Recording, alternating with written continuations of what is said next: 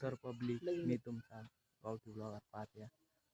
लय दिवसापासून म्हणत होते तसं तुम्हाला ओळखीतेस. आता तुम्हाला काय सांगू, माहीत फजी ती 4 दिवस गाडीला भाडे, 4 दिवस गाडी घरी उभी, 9व्या दिवशी गाडी सकाळी बाहेर काढली आणि असा कुटाणा झाला. डायरेक्ट अल्टरनेटच फेल झाला. लई तुम्हाला काय सांगू, इतकी साडेसाती लागली ना माझ्या मागं. आणि तू म्हणताय तो ब्लॉग का बरे. आता तुम्हाला काय सांगू भाऊ, सकाळपासून 2 भाडे आले.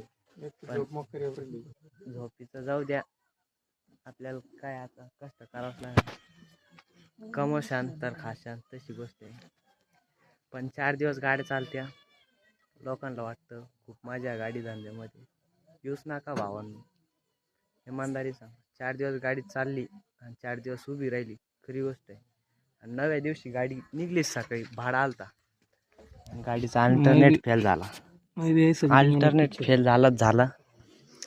मग दुपारी परत एक भाडा आला, तो भाडा बी कॅन्सल झाला. 4 दिवसात जेवढे पैसे कमेल होते तेवढे पैसे याच्यात टाकावं लागले.